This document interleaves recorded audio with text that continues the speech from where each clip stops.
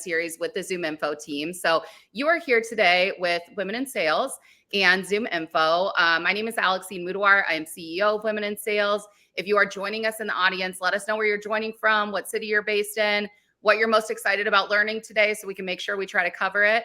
And if you don't know Women in Sales yet, we are the largest global community for women in the field of sales. We provide educational resources, events, in-person opportunities, virtual content, virtual events, anything you can think of that is going to help you gain more success as a woman in the field of sales. We're doing it. So I'm super excited today to be joined by Amber and Karen. And I'm going to put Karen on the spot. Karen, can you tell folks, if they don't somehow know who Zoom Info is, can you let them know who Zoom Info is? Yes. So ZoomInfo is a go-to-market intelligence platform giving you all the information you need to go to market. It's a tool you use whether you're a rep or a rev ops leader. That's the common misconception. We're not just for sales reps. It's a tool we all use to hit your quota, and we incorporate buying signals, contact and company, and technographic data, just as a few examples. Love it. And if anybody is not using Zoom Info yet, we pinned a link into the comments that's going to be there throughout the duration of the event. And I believe that's a free sign up link. So just saying, nothing to lose. But to start out our conversation today, we're going to do some brief introductions. So Amber, can you tell us who you are? Yeah, thank you so much for having me. Amber Smith over here. I'm one of the AVPs of account management for the enterprise and mid-market sales group. Karen and I have had an opportunity to work together for the last couple of years. So love having women in sales. Let's go. Feel free to connect with me on LinkedIn afterwards, anyone. But I have worked in this similar space for 10 to 15 years now, and Zoom Info specifically for the last 2. So it's amazing to see kind of the shift in the market and everything. And I'm excited to be along for the ride. So awesome. I love it. I already saw some people in the chat fighting over who your biggest fan is. So you have a fan club in attendance today. We know that. Oh, yay. Good. Thank you everyone for joining. Oh, there's First of hashtags. all, Team Karen. I am Amber's biggest fan. Just want to call that out. Awesome. I've been at ZoomInfo for almost 7 years, and it's been such a blessing to watch the company grow because I have been also able to grow with it. I am a enterprise account manager here, dealing with some of the largest organizations, and what I've come to realize and what Amber has really helped me overcome as my leader is how do we get into these big accounts, working with siloed teams and like coming together and closing a big deal. It requires a lot of preparation, and I am the first person to tell you that I don't believe in luck. I think luck is when opportunity and preparation come together. And again, I really couldn't be as successful as I am today without Amber leading me. So, people, I am actually her biggest fan. We've enjoyed working together. So thanks for having us both. Love it. I love it. And this is going to be such a great conversation. The two of you have such excellent energy together. I started team both of them hashtag. So it's going to be a great discussion today. I think the most natural place to start with the conversation is for each of you, how long have you been at Zoom Info? What roles have you held? And where are you sitting today? So Karen, let's kick off with you. Yeah, thanks. So I've been here for a little over 6.5 years. I started in new business. I started getting net new logos at Zoom Info for my first 4 years. It is rough, gals. It is rough. I mean, I like came from the bottom. I didn't come in as a SDR in Zoom Info, but I know how much grit it takes to be SDR. So shout out to my SDRs out there.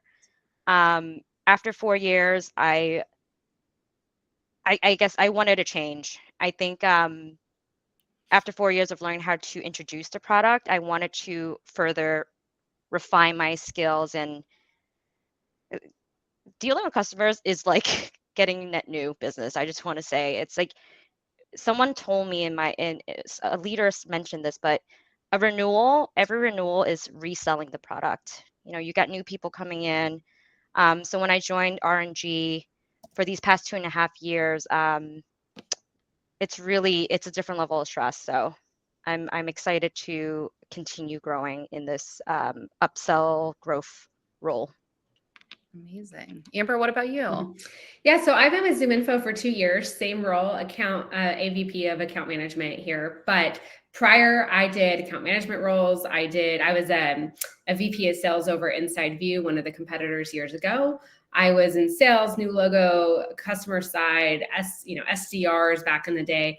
Held a year in the RevOps team. Major respect for that group of team members out there in the RevOps world. But yeah, I've enjoyed working here at ZoomInfo. I specifically chose to come because I had such a array, like the new logo and the account management side. When coming into ZoomInfo, I specifically picked the account management side because of our product set. Right, we have a lot of companies right now are looking to consolidate, do more with less, and ZoomInfo, is just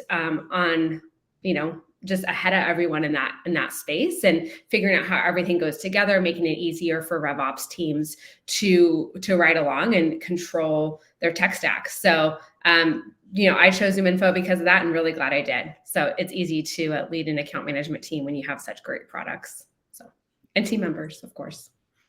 That's awesome. And as all of you know who registered for this event, we're talking all about customer expansion today. I think what is going to happen during this conversation is we're going to potentially debunk some myths about customer expansion. We're going to see how difficult it truly is to grow accounts. We're also going to learn some strategies about how to optimize revenue from existing relationships. So don't be too convinced that net new is always the hardest. There's some nuances to customer expansion that we're going to learn about today. So for anybody that's in the audience with us, if you have questions throughout today's conversation, if you're posting them in the chat, we're going to lose them, unfortunately, and we don't want to. So if you could please post those under the tab that's called Q&A, we will either get to those questions if we have enough time today, or we will move them over to the Women in Sales Slack community and continue the conversation there. So we're looking forward to hearing some of your questions and your thoughts throughout the event. So starting off here, let's start to talk about how do you see account management contributing to sales pipeline beyond just that initial handoff from sales? So I think, Karen, you'd be a good person to start off here. Yes. I think when I get a new account, my first thing to think about is, all right, why did they initially buy ZoomInfo, and can I make sure I am delivering on that dream that they were sold? So I look back in the notes. I rely very heavily on the account executive in new business who initially sold it. And I use our product ZoomInfo Copilot to ask it questions about the account.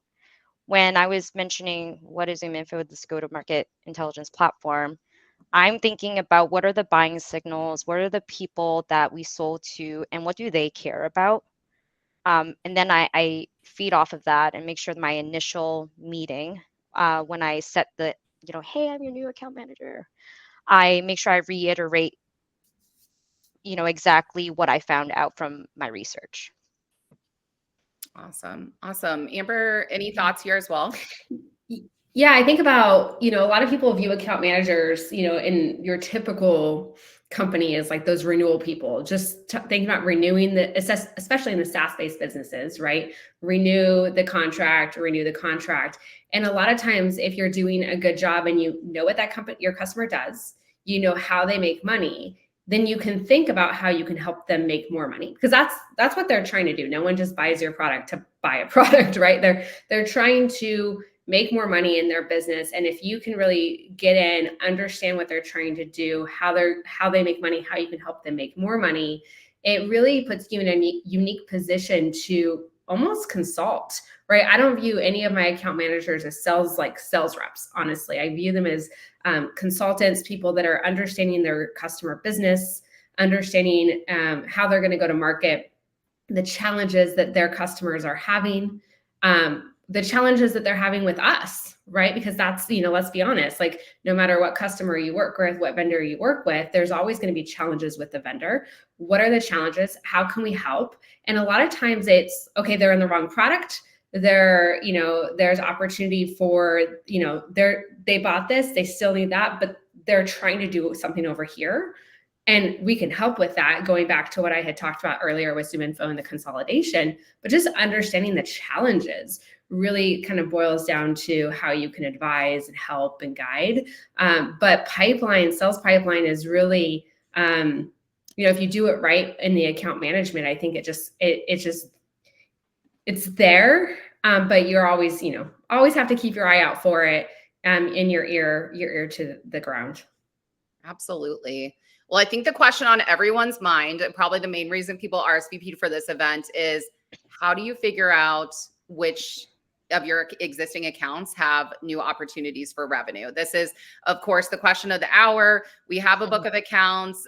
They've signed, whenever they've signed, but when do we know that they actually have opportunities? How do we start to look for those opportunities? And I'm also going to have us go a little bit, maybe a lot of it, into the AI side of things and how AI signals, any of that fits in. So Karen, let's start for this, and then we'll move to Amber. But I think this is really the marquee question of the event.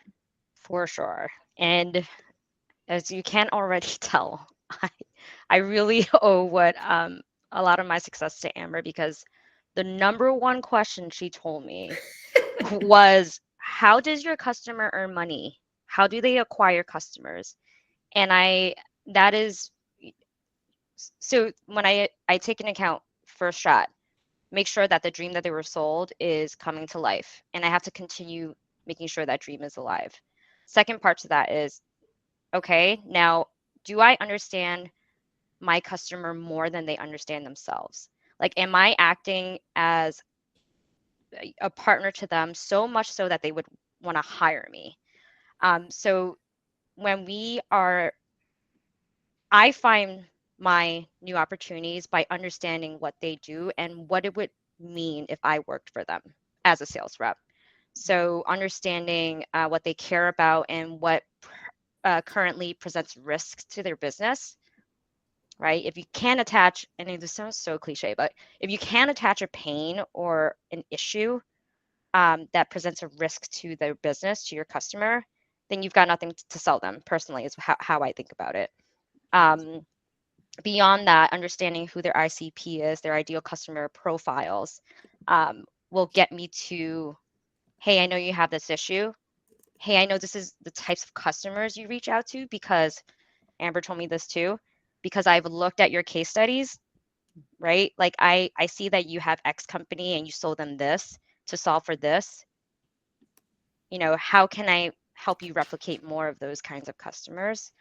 And a lot of these questions I'm asking myself that I need to answer, I couldn't do it without AI in a scalable way. So I know I keep putting ZoomInfo as a plug, but too bad I work for ZoomInfo. ZoomInfo Copilot has a chat capability, and it takes first-party data, all the conversations I've ever had with this customer, or anyone from ZoomInfo has ever had with this customer, and then I ask it questions that is pulled from our own sources, third-party sources, ZoomInfo sources. I'm like, hey, how does X company go to market? Cool. Follow-up question, because the AI continues to learn. Based on how they go to market, what is the type of customers they sell to? Then ZoomInfo Copilot chat spits out a list of that. And I just keep asking these questions so that when I am prepared to present to the team, my customer, I create a deck as if it will land on the seats of a CEO. It's almost like, Karen, too, you ask, I know a lot of times the common one that we ask is, what were the most recent, learnings from their earnings call if they're a public company that I can tie back into, ZoomInfo and what we sell. And it's crazy how long that can take you to actually go read. But our AI tool summarizes that up and helps, within seconds, which is amazing. There also, I think one of the themes, just from what you just shared, Karen, too, that gets lost is oftentimes we'll sign a customer, they're a client now, so we assume we don't need to get to know them anymore. They've already signed on, they're working with our company, so we know what we need to know and we're good. And so what you're suggesting is so important.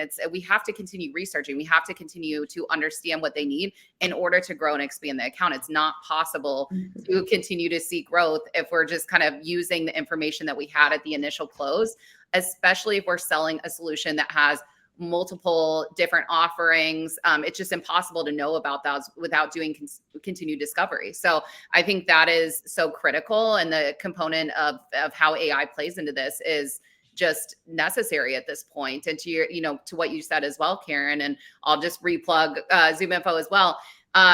There's just no way without AI to get the vast amount of research, especially if you have a book of say like 300 accounts that you're working, to do that at scale and be able to have customer conversations and close the amount of deals that you need to. AI has become critical in that. So definitely highly recommend. Again, we have the link in there for Zoom. So check it out. Amber, well, yeah, I was actually just going to add. Awesome. I was thinking that there's really two things I really think about, talking to the customer, right? When you connect with the customer, and then what can you do in an automated way offline? And I think, we've talked about the automated way offline when you can't have those conversations with the customer. But really, one of the things 2 years ago when I joined ZoomInfo, one of the biggest hurdles that I had to overcome with my teams was that a lot of our customers were sick of talking to us. Like that we were a vendor, we had treated them like we were a vendor, and they, at the end of the day, they were just like, I get communications all the time from ZoomInfo. I'm good. I'll talk to you when I need to talk to you. And having that relationship with your customer is really hard, because you can offer so much more with a live conversation. You can add value. I don't want my team pitching product. I want my team understanding what the customer does, how they make money, how we can guide them and help them. And then part of it is how we can help them with our product. Part of it's just like, oh, I'm hearing this from my other customers. Have you thought about that? So it's more just like go to market in general. But there is that, before you can help really identify new opportunities, you have to have a really good relationship with your customer. I mean, there's two ways, right? You can automate that and you can reach out to them and say, I saw that you were doing ABC. I want to help you there. Let's grab time. And you can do that with signal data, AI, et cetera. But there's also that part, if you have a really good relationship with your customer, you can come in and, every week, every month, depending on your cadence calls, or whatever, or if you have it on a text messaging basis or whatever, grab a few minutes. And, I saw this in the news, and I was thinking about you all, how, do you have a couple minutes to chat? And just understanding again what that company does, how they make money, and knowing what's going on in the economy, you can really think about your customer and be like, oh man, that must be impacting them right now. Or, oh, that might be a really good opportunity based off of what I know.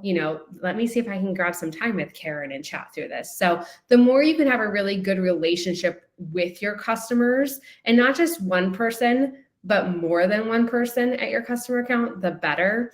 Like one of the key metrics I push my team on, is connect with 5 net new people every week. People that you've never spoken to before, right? Like, because we all in account management, we get caught up with the same people, which is great because you build relationships. But the biggest way that you can build pipeline with new people, or with one of your customers, is talking to new people. And half the time it's like, I don't want my team calling the rep or calling the customer and trying to sell them something. It's, hey, you're a current customer. I want to make sure that I'm adding value based off of what you're trying to do, X, Y, Z, ABC. Like, let's chat and see how we can help. And through those discussions, there might be pipeline that's created, or there might just be, you've added a significant amount of value and you know more about that customer now to have a healthier relationship. So 5 net new conversations every week with our our customers is just a key metric I push, because I think not only does it help you identify potential pipeline, but it also helps you identify risk. It helps you identify, expansion opportunities, expansion relationships. When we have an account that's single threaded, that's usually not a healthy account. And they're viewing you as a vendor versus a trusted advisor. So And Camisa in the audience made a great point. People leave or change roles, so it's important to know multiple Yep. contacts at these companies. And I think that's so critical. We're in this phase in tech where people are constantly moving roles, things are changing, things are evolving. But I think, Amber, from what you shared, it's so powerful because in a way, and I'm sure you realize this, but if not, you're working your existing accounts as net new business almost. And I think that is why your account management team is so successful, because you're not viewing it as this account's in the door, we're good to go, everything is well. You're consistently looking for new opportunities. I love looking for those 5 net new contacts. I think that's such a good recommendation for your team and a good practice. So, so there is this net new lens that your team uses to continue to grow out existing accounts, and that's so important. Well, and I would add that when we go about that, it's important that your mindset isn't I'm trying to hunt down new opportunities, because your customers feel that. Like that is maybe an outcome that happens, depending, but if you have a really healthy dialogue with your customer, you're just adding to the relationship. You're just adding value and having a conversation. We might have our, main point of contact be the CRO, or not the CRO, but like someone that reports to the CRO. We want to make sure we have, connections around the CRO and the CMO. And, we want to make sure we have connections across, because going back to Karen's point at the beginning of this conversation, sometimes these companies live in silos and they don't talk to each other. So if you can be that person, and Karen's done an amazing job with a lot of her customers to help like get them out of the silos, tell them more about their business than they know because they live in their silos. And if you can help facilitate that dialogue, because it's tied back to the 3 main business priorities, right? That definitely adds a lot of value and can present a nice, large upsell. Done right. Account managers are in such a unique role. Like, we are a project manager for our customers, and we have the advantage of being able to talk to every silo team.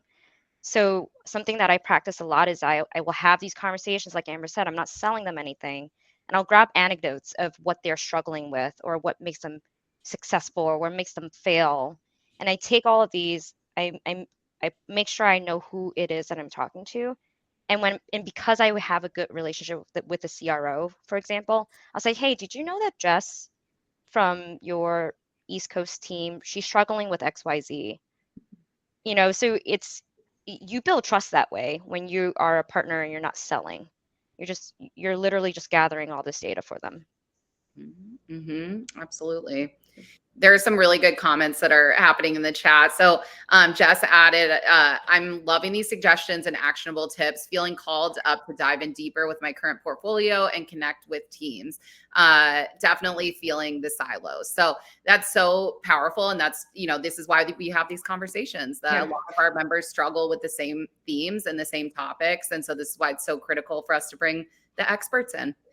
Let me add that I've had a lot of our team members struggle with doing that, because they go out and their customer slaps their hands and says, you're only supposed to talk to me, stop. So it is very important that when you approach this multi-threading, part of your business, that you do it from a good intention, a good place, and, not from, I'm trying to grow you, I'm trying to upsell you, I'm trying to, because they can sense that, right? And at the end of the day, you're also trying, for most of us, we're trying to renew the business. And so, if you can put the value add part first and the growth part second, the growth part will come naturally if you do the first part well, right? And if you approach those conversations well, like, I want to connect with you because I want to make sure you're seeing as much value out of your current contract as possible. And based off of what we sell and the contract that you have, you are a key stakeholder. I haven't met you before. I'd love to make sure that you're, that type of thing, because that opens up the conversations versus you trying to upsell and grow that account. A lot of times people are like, yeah, I don't have time for you to sell me right now. Can you leave me alone? Like, I got my work to do. So, so that's really important. If you haven't done that type of motion, it's important for you to think about as you approach the conversations, because it will help open up more doors and just have more relationships within those accounts. Awesome. Such good insights. Karen, this next question's for you. This is another heavy hitter. We want to see a day in the life. So you just got passed a closed one account, which as a 10 plus year AE, I'm sure the notes were impeccable that got passed over to you. I'm sure everything you needed was in those notes. But where do you start when you have a net new account that just closed one? Take us through kind of a day in the life and how you begin. Yep. So first thing I do, make sure that the dream that they were sold is going to continue. Second is understand how they acquire customers, understand who their ideal customer profiles look like, what do they care about, what are their top priorities, and those are like basics, foundations, just knowing my customer that I just got. Knowing their top priorities. Are leaders being mentioned on podcasts? Are they active on Twitter or X, on LinkedIn, anywhere? What more can I learn about them? True story, I have watched hours of videos when I closed one of my biggest deals. The CRO, she just want to emphasize that okay, CRO, obsessed with her. Completely obsessed with her. But I've watched like videos on her because as a leader running revenue, you are the top of the top. Everyone looks to you to grow the business, right? Definitely a team sport at the end of the day, but taking time to see from an executive standpoint, have they been mentioned anywhere, and how much more can I get to know about them? And then the key thing after that is, who are their competitors? I like keep it in my back pocket, like wonder if the competitors are using Zoom info. But I never expose them, right? But it's for me to know, like, all right, I know that we've worked in this space before. And I ask them, like, who are your top competitors this year? Who are you trying to beat out? And that tells you a lot in how they will strategize. So it's a long game. It's such a long game to talk to as many people as you can. Um, and this is another thing that Amber taught me. Like, it's just to get out of my head, I'm a Amber. very active leader, by the way. She is very active, let me tell you. Give her a PowerPoint, she will shred that thing to pieces. In a good way, of course. Oh my God, please shred it. If I give you a PowerPoint and you don't touch it and you're like, it's great, I'm like, all right, I'm gonna have to give this to someone else. She must have been multitasking. Like, hello. But yeah, it's like it's also very different. Like the way I treat a customer in one industry, call it software, is very different than how I would treat a logistics company, both of which are very strong verticals that ZoomInfo plays in. It's just what am I selling? If I'm selling the platform to end users, great. I am the end user of ZoomInfo, so I know what to say. If I'm selling data, like raw data, then just reach out to me because I got a lot to sell you. You use ZoomInfo yet? But data's different. And data, while I like to think that I am an expert, trust me, I am not a technical expert. So one big thing that Amber taught me is that you need to be a quarterback. So it means that you're working as a team and you play your role, but because you are the quarterback, the entire team relies on you to call the play. And being a quarterback is not just like with your customer, it's both internal and external. Internally, you pull in the necessary experts. DaaS stuff, data as a service. Yes, I can only go that far, but I pull in solutions consultants from ZoomInfo to run my data calls, right? To help me run data calls. I pull in peers. I pull in leadership to help progress a deal. Executive alignment is another big thing one of our leaders here is always telling us to do. And then trusting each of your team members to execute on their play in their role. Externally, you need to make sure you ask the customers, what do you need from us to get this deal done? Because then that gives you permission to be like, hey, awesome. Here's what we need from you to get this done. And so suddenly, like, it becomes this collaboration, it's a partnership, and then without you even realizing it, you've built trust. So, like, being a quarterback, like, I can tell you all these things I'm doing with each of my accounts, but it really is the preparation and the mindset of people are relying on you. I would add there, a lot of times when you think about, an account management, you got a new customer or just like a day in the life, you don't have 10 hours to do manual research. You don't have 10 hours to do all of this stuff, right? And so a lot of times it's, time management. Time is your most valuable asset. Like, you can't get time back if you wasted it on the wrong thing. And so how do you prioritize it? How do you prioritize the right accounts at the right time? How do you prioritize your time so you're doing, as much as you can, doing more with less, doing as much as you can in less time. And it's crazy how much AI is help facilitating that with team members, right? Like, if you think, Karen, 2 years ago, your role 2 years ago versus now, the amount of things that you're doing with AI is just, just totally different, right? Being able to help, you draft an email, AI, sums it up real quick, helps you, like, be more crisp and concise, for example, and highlights the bullet points. Or you're doing research on the account. What do they need? How do they make money? How can I help them? AI with Copilot is also helping with that. But a lot of times when you think about, like, a day in the life and where you spend your time, it's how do you make sure not to spend it on the wrong things? And how can you, I know AI is this, like, new thing for a lot of companies, and myself included. And if I can just give people some advice, it's lean in a little. It's scary, like, especially when you're over 25 and you're like, that's not your jam, and you have it maybe over 35, I don't know, and you haven't necessarily lived it. But lean in, because it will help you do way more in the 8-hour day than you ever thought you could.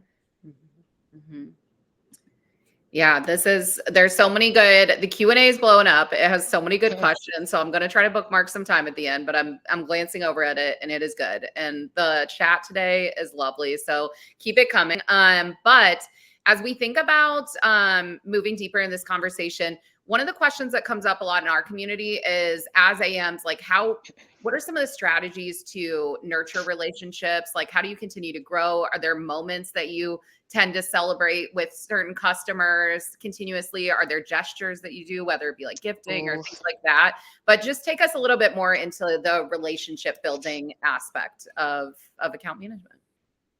I can take that. You know what we forget to do a lot? It's like, when you get hired, the first thing you should do is think about the person who helped you get that job. And what do? You thank them. It's the same thing when you sell stuff.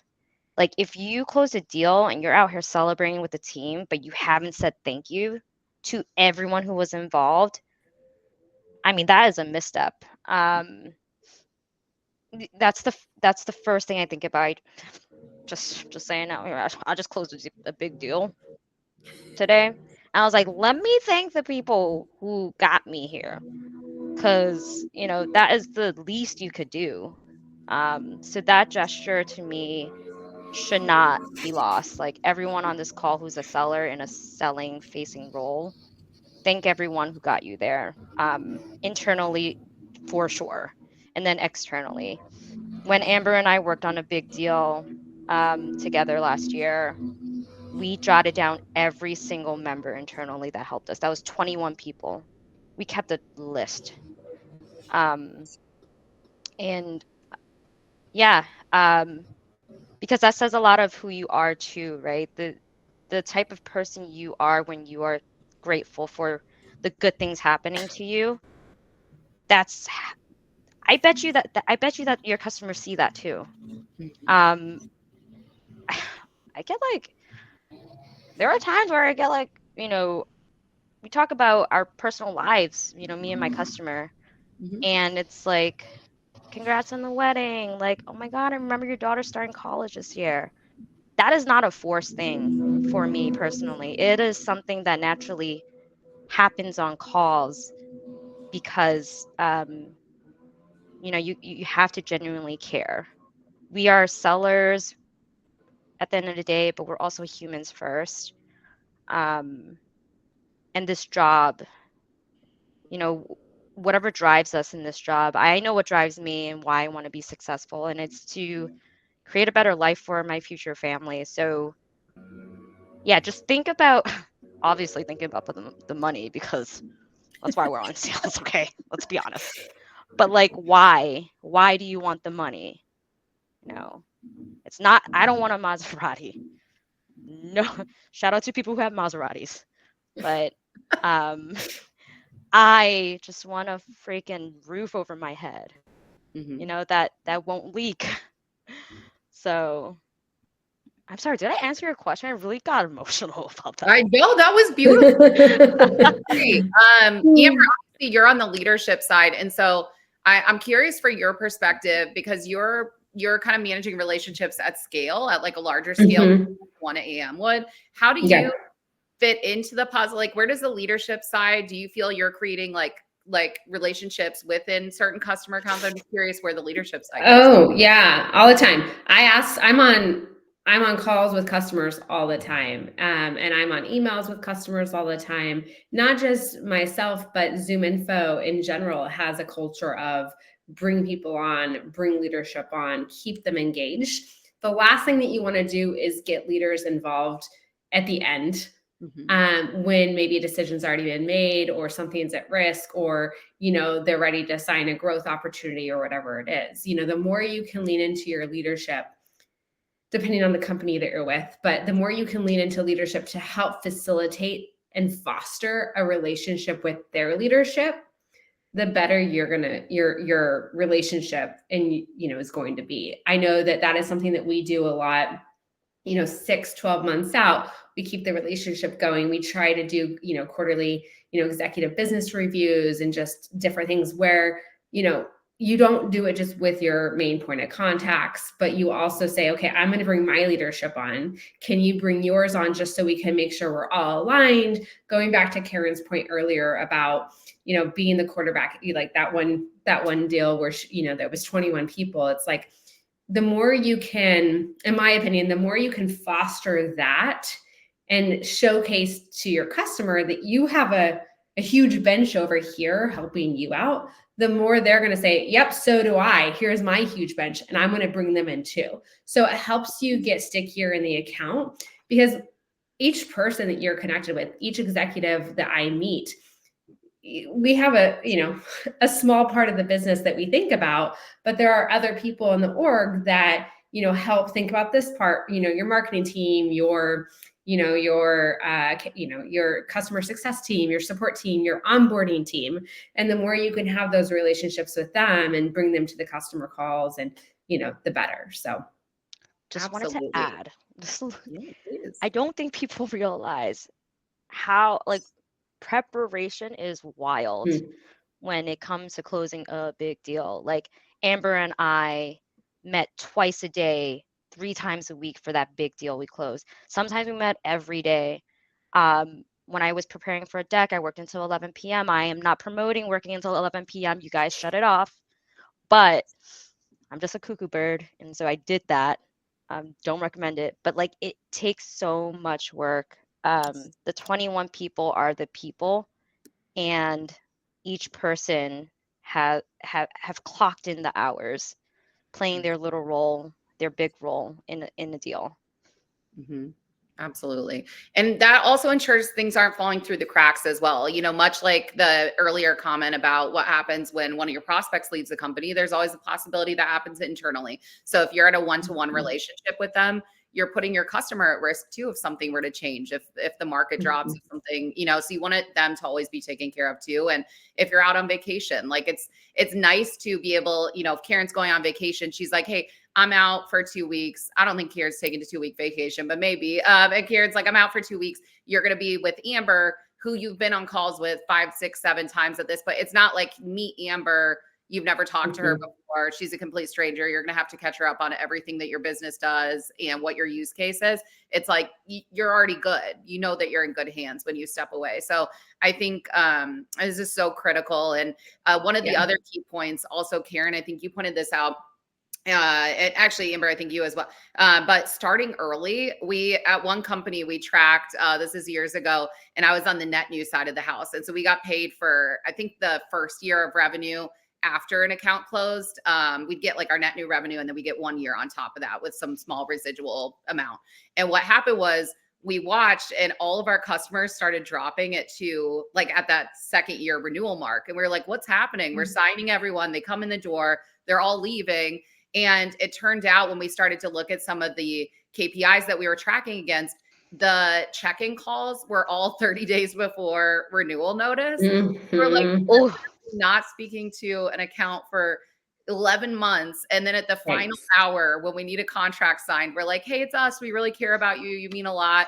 And so it was no wonder. So it was really interesting. And we actually had to backpedal and start to create a process of how we're going to be working with these customers throughout the year. It's not a we check in one month before renewal. So I think that is just so important to understate is it's not a situation where you're just a resource when renewal time comes. You have to have this relationship throughout the term of the agreement. Otherwise it does come off really salesy and it doesn't feel good to the customer either. So every quarter. You have to put that, you have to put that renewal first. You have to put that customer first and the upsell second, in my opinion, because you can't upsell someone that's not healthy. You can't upsell a customer that's not healthy and is not using, depending on the size of the customer, and not using that current, the current deployment. What were you going to say, technology? I was going to say use technology to reach out to your customers. Like I'm sure all of us on this call either have 5 big customers or 50 or 100. Use technology and depending on your cycles, just automate a monthly check-in or a quarterly check-in and be like, hey, did you know that you can do this with Zoom Info? I have templates created where I highlight a certain feature. I really don't care if they're using it.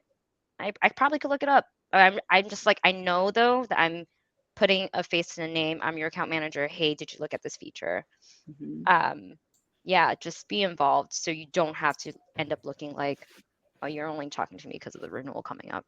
Yeah, I would like to add, generally for all the account managers out there that are listening to this, leverage your leadership. Like Karen knows what she's doing, but like she'd always come with ideas, and then my team hates me saying this, I'm sure, but I'm like, let's just get on a strategy call and throw all these ideas, good, bad, ugly. Let's throw them out on the table, just so we okay, we can sift through them and see what makes sense. And then we can make a decision there. Right.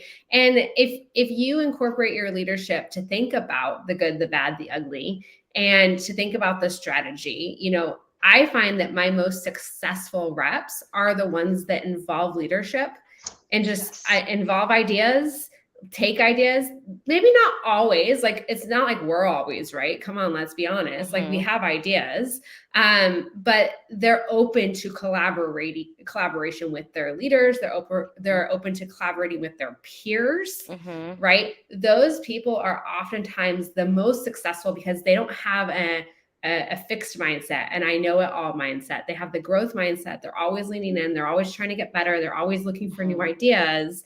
And those people are ones that look at their customers completely different than I know what I'm doing and I'm going to go do it. And and you're kind of in the back corner always. So, Amber shout that out. Amber always said this. Uh-oh. I don't micromanage unless you ask for help. And that is what she said. And I am micromanage the crap out of me, Amber. Yes, I am. And she said this all the time. She's like, I'm not going to reach out to you and offer help unless you come to me asking for it, because everyone hates the term micromanager, right? I'm asking you to be a micromanager, actually, Amber. And that's why we worked so well together, right? So is because crushed it. You embraced it versus for all the women out there, I'm just going to speak to the women community here.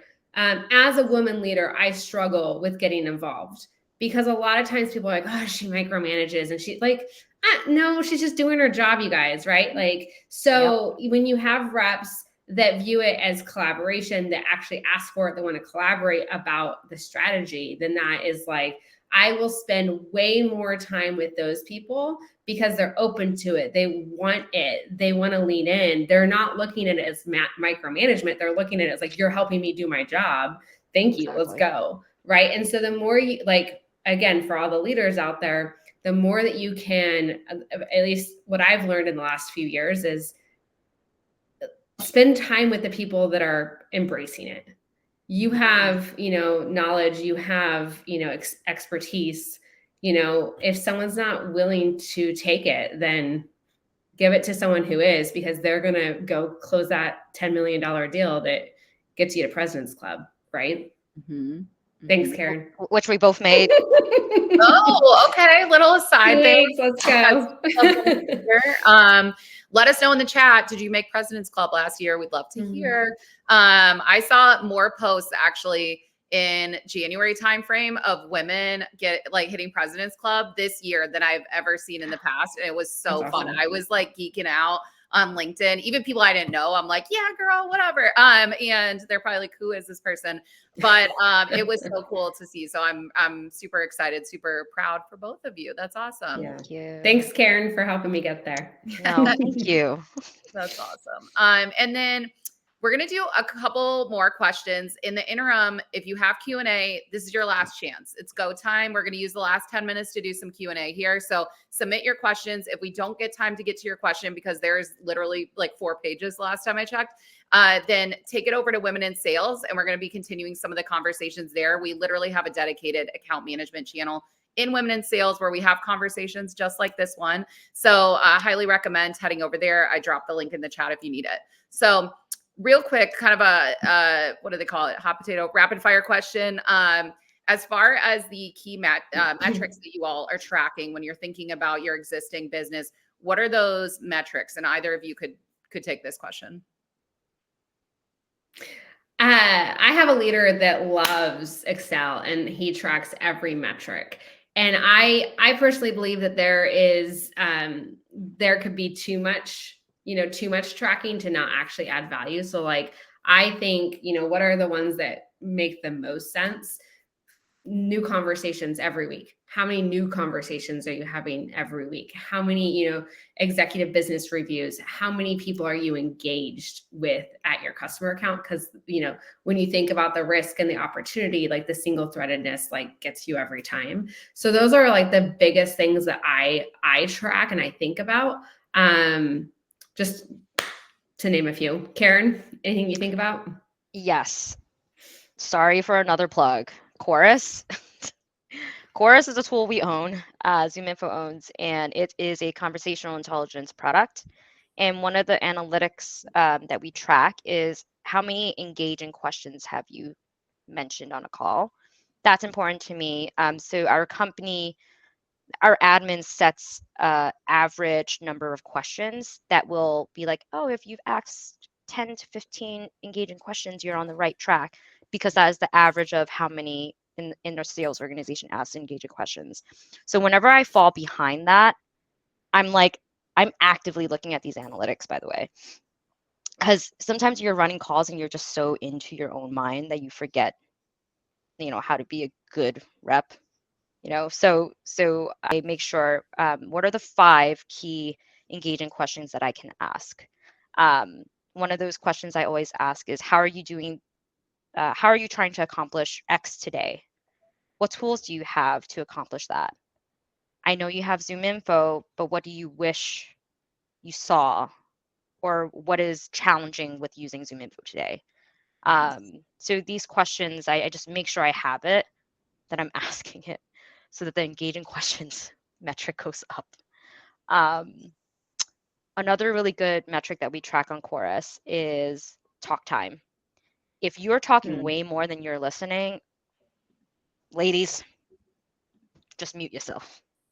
Mute yourself and don't talk. Just think about it. Just like breathe a little. Even look around and pretend like you're thinking. Pretend. Just don't talk, because people get put off by that. I get put off by that when I'm on a call and it's like, hello, can I talk now? So that's another key thing, talk time. I'm like, again, these are all tools that are technologies, right? That you can use to make sure you're on the right track. Mm-hmm. Mm-hmm.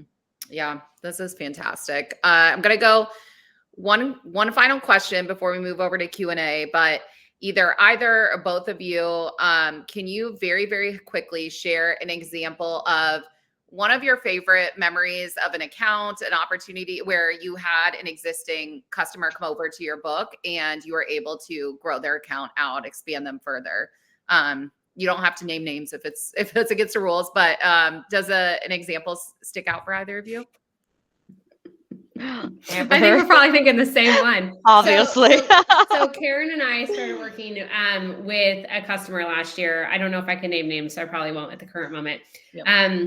And they came in with a POC, trialing some stuff out. And, we worked the account. I mean, Karen and I got so close because we worked it. I was on every call with her, strategizing before and after. And the company went through a lot of changes. They went through some rifts. They went through, some change in go-to-market strategy. And, Karen did an amazing job continuing to multi-thread throughout the business, learn from everyone in the business. It wasn't about upselling that person. It was about gathering intelligence, not just within our tool, but like gathering intelligence within their company to glue things together so that she knew that she could add value. And so that, it was at least, I know it was 3 years in the making for Karen, just like gradually over time, Yep. from paid POC to, large expansion. It was a year, give or take. Took me a full year, to actually get the Yeah. ball rolling, but it was a total of 3 years of me building relationships. Yep. I had this one guy, right? They started at spending 30K, huge champ. And so I knew that's the guy I'm going to be friends with in a genuine way, right? Like, so I was like, all right, who do you talk to? Who's your mentor? Who do I need to talk to expand this? I realized that they only had a footprint in one region, which was Canada. And like, I did a lot of research. I'm like, your biggest footprint is US. Why don't we have US people using this? I find out that there was some kind of like, our legal teams couldn't come to terms with some stuff. US is very strict with data stuff, right? So I'm like, all right, that's it. 1, I got my champ. 2, I found the hurdle. 3, I'm going to break the hurdle and continue building on this relationship. In a couple of months, lo and behold, our legal teams came to terms with stuff. And that was a floodgate. So I asked this guy, this champion that I trusted, how many teams are there? Who should I go after first? You should go after this person first because this leadership is running the enterprise team and they deal with the highest value accounts. Sick. Rolled out a 3-month trial for 100 people for ZoomInfo. Man, did they love ZoomInfo so much. They came back and was like, let's do another 3 months. Loved Which it. we normally don't do, but Which we normally don't changes. do. Yeah. But I believed in the value of how much I could grow it so much. I like fought for it. And guess what? They renewed another time. So like, what's 3 times 3? 9 months. You might as well have signed a year with us, right? Like at this point. And so I gather all of this data from the past 3 years to all of these renewed paid pilots. And this is a CRO I'm obsessed with, by the way. And I was like, listen, your team wants this. Here's the data to support it. How about we roll this out to all 1,500 reps? And we grew this account from 30K to $1 million with the hard work of the 21 people internally at ZoomInfo and the relationships I've grown and the research I've done and the anecdotal quotes that I gathered from people who were yearning for this. And you can't say no as a leader when you have proof right in front of your face aligned with their priorities. I took their earnings call. I looked at videos. They had 3 simple things they wanted to do: grow their customer, grow their net new business, and make their reps more productive. Everyone, ladies, this is what every company wants. It's so simple, right? Like, it's so simple. So like, how can you figure out the products and services you sell that align with those things? Because that's what every company wants, is to grow and make money. Karen, I want to add at the end, Karen did an amazing job. We've worked this account. And it wasn't, there was a kind of a light bulb that went off with our CROs meeting each other. And, Yes. there was a sales productivity thing. They met each other at a dinner, like it was a CRO dinner. And all of a sudden, just like the CRO of this company was just like, why are we waiting to do X? Like, we need to do this today. Like, we can pivot our strategy in 6 to 12 months, but why are we waiting? Why are we waiting to roll this out? And so that executive alignment really helped. Not that Karen didn't do an amazing job doing everything, right? And not that I wasn't riding shotgun, but sometimes just like having different voices throughout the business helps jumpstart things and get different conversations and perspectives going. That really did, help, open up that gate as well. So. True. Amazing. Well, we have I think I found our most upvoted Q&A question. So we're going to try to hit 2 questions. I saved 2, and then we'll move some over to Slack after this because we're going to run out of time. So we're going to go a little rapid fire here. But one of the questions, the one that was most upvoted from what I can see, is how do you talk about expansion in today's economy where companies are looking at cost-cutting expenses and measures? Amber? I think about it a lot with like doing more with less, right? So for us, we have customers that are the one that we were just talking about. They did a huge round of layoffs, but yet they grew with us because they needed to make the people that they had more productive. And so for us, like I think about, in this economy, it's how can you make sure people are buying product? You have to make sure your product adds value. Stop for a second. What does your customer do and how do they make money and how can you help them make more money? The more you can think about that, the more you're going to be able to help them even in the down economy, because people are still trying to figure out. They're not just like, oh, well, we're not going to spend money because we just cut half our sales team or we just whatever. They're thinking, how can I make money with less people in seats or otherwise we go out of business. So the more you can think about that, I think the better position you can be in personally. Mm-hmm. I think I found the perfect question.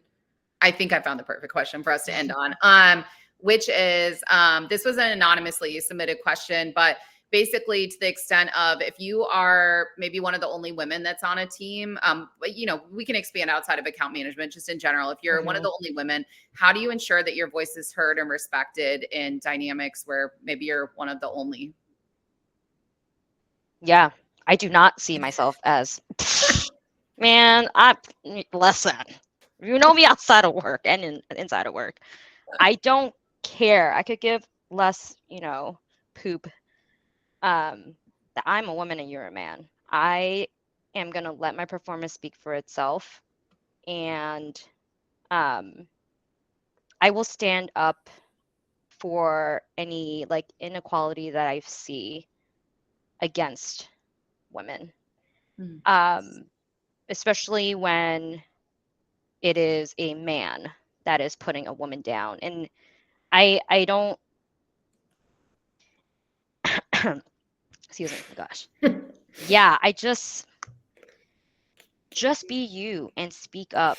And if you if you're performing and your numbers are there, you can do whatever I don't want to say this, but you really can do whatever you want, because if you view yourself as a strong performer and you have proof to back that, the respect will come.